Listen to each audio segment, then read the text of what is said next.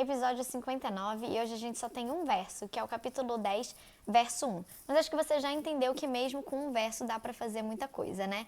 Esse verso poderia até passar desapercebido, porque a gente pode olhar para ele e pensar: Jesus está só indo de um lugar para o outro, eu não tenho nada que aprender aqui. Mas a gente sempre tem alguma coisa a aprender quando se trata da Bíblia. E mesmo esse verso pequenininho, que aparentemente não traz nenhuma informação nova, a gente pode ver que Jesus, depois de ensinar os discípulos, ele sempre fazia uma demonstração prática daquilo que ele tinha acabado de ensinar para os discípulos. Então a gente vê que Jesus sai dali, vai para o território da Judéia, para além do Jordão, e outra vez as multidões se reuniram com ele e, de novo, ele as ensinava segundo o seu costume. Jesus acabou de falar para os discípulos não julgar outras pessoas, não ser pedra de tropeço e ser sal, ser relevante. E foi exatamente isso que ele fez. Ele partiu dali de onde ele estava e ele fez aquilo que, como o texto diz, era de costume, ele ensinava as pessoas. Não fala que ele chegava e julgava as pessoas ou que ele repreendia as pessoas. A gente vê Jesus repreendendo pessoas? Vê, algumas vezes. Mas essas pessoas são pessoas que vão atrás de Jesus justamente para julgar a Jesus e a condenar a Jesus. Então Jesus repreende essas pessoas e normalmente é em relação aos fariseus e aos escribas, aos líderes da época, que eram pessoas que não eram de fato seguidores de Jesus. Com os seguidores de Jesus, ele sempre se aproximava dessas pessoas não para condenar, mas para salvar. Essa é a forma que Jesus trabalhava e é a forma que ele quer que a gente trabalhe também. Mas uma coisa interessante da gente entender que, assim como Jesus trabalhava naquela época dessa forma, é a mesma forma que ele trabalha na nossa vida também. Ele nunca vai chegar para a gente para condenar.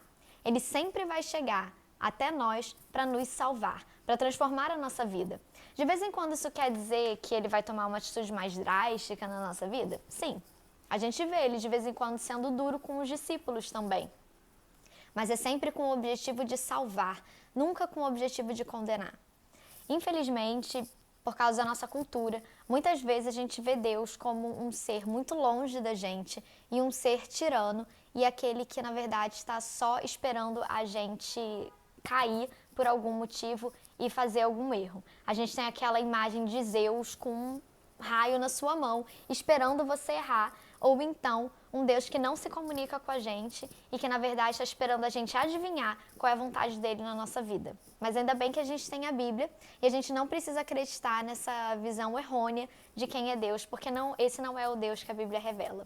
O Deus que a Bíblia revela é sempre um Deus que está muito próximo da gente, que vem atrás da gente, assim como o pastor vai atrás da ovelha perdida, e ele também espera que a gente queira voltar até ele, caso você tenha se afastado dele por motivo consciente, né? Então a gente vê, por exemplo, a parábola do filho pródigo, onde o pai está ansiando pelo retorno do seu filho, que voluntariamente saiu da sua zona de influência. Esse é o Deus da Bíblia. Ele é o bom pastor, ele é o pai compassivo, ele é a mulher que limpa toda a sua casa atrás da moeda perdida e quando ela é encontrada, ela faz uma festa. É assim que Deus mostra pra gente ou descreve pra gente o seu reino. O reino de Deus é como uma mulher que perde uma moeda e larga tudo, limpa a casa inteira atrás dessa moeda. E o melhor de tudo, ela faz festa depois.